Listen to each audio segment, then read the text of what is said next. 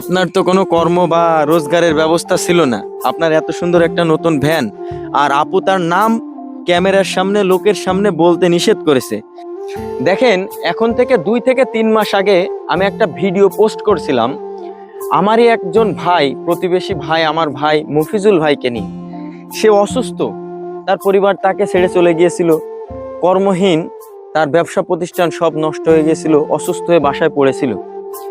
আর আমার ওই ভিডিও পোস্টটা আমার একজন ফলোয়ার, একজন ভালোবাসার মানুষ, একজন আপু দেখছিল। তার নাম সোশ্যাল মিডিয়াতে উল্লেখ করা নিষেধ আছে। দেখেন মানুষ কতটা দয়াবান, কতটা ভালো, এখনো ভালো মনের মানুষ দুনিয়াতে আছে।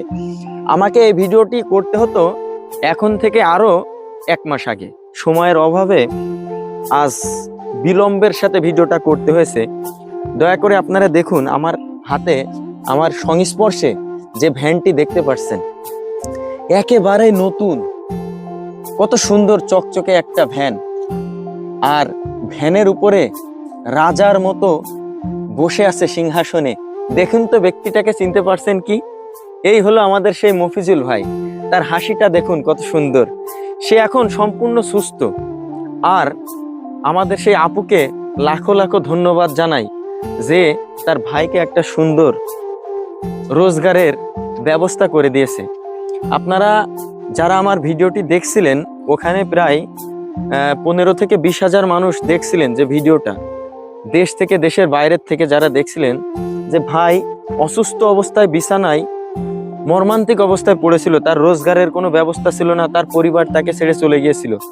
কিন্তু আমার ভিডিওটি পোস্ট করা মাত্রই একজন আপুর সহযোগিতায় আজকের এই সুন্দর একটি ভ্যানের মালিক মফিজুর ভাই, এবং তার রোজগারের চাকা এখন আলহামদুলিল্লাহ খুবই ভালো চলছে।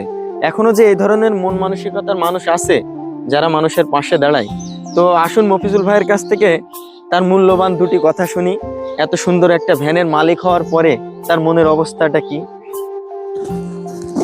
ভাইজান, আপনার যে এত সুন্দর একটা নতুন ভ্যান পাওয়ার পরে, মালিক হওয়ার পরে আপনার অবস্থাটা কি এখন? আমি এখন খুবই খুশি, ভালো। আপনার তো কোনো কর্ম বা রোজগারের ব্যবস্থা ছিল না, আপনার এত সুন্দর একটা নতুন ভ্যান, আর আপু তার নাম ক্যামেরার সামনে লোকের সামনে বলতে নিষেধ করেছে। ভালো আছি আগের চাইতে। এখন মফিজুল ভাই খুব লাজুক, তার হাসিটা দেখুন। সে আসলে সোশ্যাল মিডিয়া বা মানুষের সামনে কথা বলতে আসলে লজ্জা পাচ্ছে। আর আমরা চাই যে একটা মানুষ সুস্থ থাকুক, সকলেই চায় মানুষ ভালো থাকুক। তো মফিজুল ভাই এখন ভালো আছে, আর সে এখন আমাদের এই পরিবহনের মালিক সে, আর আমরা তার প্যাসেঞ্জার। তো ভালোবাসার মানুষেরা সকলে ভালো থাকবেন। পোস্টটি আমার আরো আগে করাই উচিত ছিল, তো অনেক লেট হয়ে গেছে। তারপরে অসংখ্য ধন্যবাদ আপু আপনাকে, যে আপনি ভাইয়ের পাশে দাঁড়িয়েছেন। আর যারা মানবিক কাজ করেন, ওই ধরনের ভিডিও যারা করেন, আসলে ভালো লাগে মানবিক কাজ, মানুষের পাশে দাঁড়ানো। যে এই উপকারটা ভাইকে করছে তাকে অসংখ্য ধন্যবাদ। সবাই ভালো থাকবেন, বিদায় নিচ্ছি। আসসালামু আলাইকুম।